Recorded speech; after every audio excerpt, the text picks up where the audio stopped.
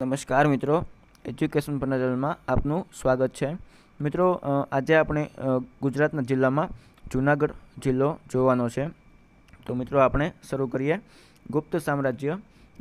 ગુપ્ત સામ્રાજ્ય, શક ક્ષત્રપ કાળ, મૌર્ય કાળ વગેરેનો ઉલ્લેખ વગેરે જે કાળ છે તેમાં જૂનાગઢ જિલ્લાનો ઉલ્લેખ કરવામાં આવ્યો છે.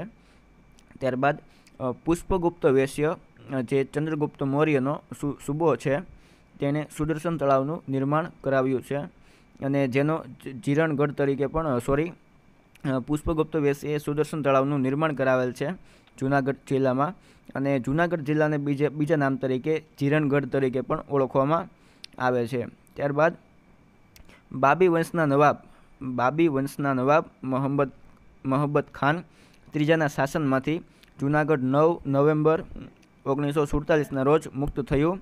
તેથી જ ત્યાંના લોકો 9 નવેમ્બરને સ્વતંત્ર દિન તરીકે ઓળખાવે છે. મિત્રો યાદ રાખશો, બાબી વંશનો નવાબ હતો મહંમદ ખાન ત્રીજો, એ પણ તમે યાદ રાખજો મિત્રો, જેના શાસનમાંથી જૂનાગઢ 9 નવેમ્બર 1947ના રોજ મુક્ત થયું હતું. તેથી ત્યાંના લોકો તેને 9 નવેમ્બર ને સ્વાતંત્ર્ય દિન તરીકે ઓળખે છે. ત્યારબાદ સહજાનંદ સ્વામીએ ગુરુ રામાનંદ પાસેથી દીક્ષા લીધી હતી, જેઓ પહેલાં નીલકંઠ બ્રહ્મચારી તરીકે ઓળખાતા હતા. ત્યારબાદ ભવનાથ મંદિર, જેમાં દિગંબર ઋષિઓ શિવરાત્રિના દિવસે સ્નાન કરવા પડે છે, જેઓ પાછા નીકળતા નથી એવી માન્યતા છે. મિત્રો આપણે કહી શકીએ કે જૂનાગઢમાં ભવનાથ મંદિર આવેલ છે અને ભવનાથ મેળો પણ ત્યાં ભરાય છે, અને ત્યાં દિગંબર ઋષિઓ શિવરાત્રિના દિવસે સ્નાન કરવા સુવર્ણ નદીના કિનારે આવેલ મૃગુકુંડમાં પડે છે અને તેઓ પાછા નીકળતા નથી તેવી માન્યતા છે. અને ત્યારબાદ છે જૂનાગઢને સોરઠ તરીકે પણ ઓળખવામાં આવે છે.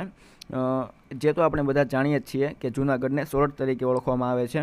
ભાવનગરને ગોહિલવાડ તરીકે ઓળખવામાં આવે છે. ત્યારબાદ જૂનાગઢને વાડીઓનો જિલ્લો તરીકે પણ ઓળખવામાં આવે છે.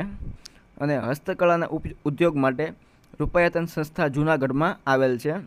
એટલે કે હસ્તકળા એટલે કે હાથે લોકો ત્યાં હસ્તકળાનો ઉદ્યોગ મોટા પાયે છે, અને તે રૂપાયતન સંસ્થા જૂનાગઢમાં આવેલ છે. જે રૂપાયતન સંસ્થા છે તે હસ્તકળાના ઉદ્યોગ માટે ખૂબ જ જાણીતી એવી સંસ્થા છે. ત્યારબાદ ગુજરાતનું સૌથી ઊંચું શિખર ગોરખનાથ દત્તાત્રેય શિખર, જે પણ જૂનાગઢમાં આવેલ છે. ત્યારબાદ ચોરવાડ વિસ્તારને લીલી નાગેરનો વિસ્તાર પણ કહેવામાં આવે છે. મિત્રો યાદ રાખશો, ચોરવાડ વિસ્તારને લીલી નાગેરનો વિસ્તાર કહેવામાં આવે છે. આ જે ચોરવાડ વિસ્તાર છે તે જૂનાગઢમાં આવેલો છે અને તેને લીલી નાગેર તરીકે ઓળખવામાં આવે છે. ત્યારબાદ મિત્રો યાદ રાખશો, ગિરનારને સાધુઓનું પિયર કહેવામાં આવે છે. તો મિત્રો અહીંયા એક પ્રશ્ન છે તમારા માટે આ વિડીયોમાં કે જો ગિરનારને સાધુઓનું પિયર કહેવામાં આવે છે તો સાધુઓનું મોસાળ તરીકે કઈ જગ્યાને ઓળખવામાં આવે છે? જે સવાલનો જવાબ તમારે કોમેન્ટ આપીને આપવાનો છે. ત્યારબાદ સંત આપા ગીગાની સમાધિ પણ સત્તાધારમાં આવેલ છે, અને ધીરુભાઈ અંબાણીનું મૂળ વતન જૂનાગઢનું ચોરવાડ છે. ત્યારબાદ કુવાઓની સંખ્યામાં જૂનાગઢ પ્રથમ સ્થાને છે. ત્યારબાદ મગફળીનું ઉત્પાદન માટે પણ જૂનાગઢ જિલ્લો ખૂબ જ પ્રખ્યાત છે. અને મિત્રો ખૂબ જ અગત્યની બાબત છે કે જૂનાગઢમાં ગિરનારની તળેટીમાં દામોદર કુંડ પાસે અશોકના શિલાલેખો અને સ્કંદગુપ્ત અને રુદ્રદામાના શિલાલેખો પણ આવેલા છે. હવે મિત્રો અહીંયા પણ એક ક્વેશ્ચન છે તમારા માટે કે મિત્રો આજે દામોદર કુંડ પાસે અશોકના શિલાલેખો, અશોક, સ્કંદગુપ્ત અને રુદ્રદામાના શિલાલેખો આવેલા છે. તો મિત્રો તમારે જણાવવાનું છે કે અશોક, સ્કંદગુપ્ત અને રુદ્રદામાના ત્રણેયના શિલાલેખો કઈ લિપિ અને કઈ ભાષામાં આવેલા છે. ત્યારબાદ છે અશોકના શિલાલેખોનું સૌપ્રથમ વિવરણ જેમ્સ પ્રિન્સેપે કર્યું હતું, અને તે પ્રત જે જેમ્સ પ્રિન્સેપનું વિવરણ છે તેમાં સુધારો પણ ડૉક્ટર ભગવાનલાલ ઇન્દ્રજીએ કર્યો હતો. ત્યારબાદ ગુજરાતની કુલ 4 કૃષિ યુનિવર્સિટીમાંથી એક જૂનાગઢમાં આવેલ છે. અહીંયા પણ એક ક્વેશ્ચન છે કે ગુજરાતની કુલ 4 કૃષિ યુનિવર્સિટી તેમાંથી એક જૂનાગઢમાં આવેલ છે, તો બીજી 3 કઈ જગ્યાએ આવેલ છે? ત્યારબાદ રેવતી કુંડ છે તે પણ જૂનાગઢમાં આવેલ છે. અને રમણીય દરિયા કિનારો જે જૂનાગઢના ચોરવાડ વિસ્તારમાં આવેલો છે. ત્યારબાદ અડીકડીની વાવ તે પણ જૂનાગઢમાં આવેલ છે. નરસિંહ મહેતાનો ચોરો તે પણ જૂનાગઢમાં આવેલ છે. અને દત્તાત્રેય મંદિર તે પણ ગિરનારમાં આવેલ છે.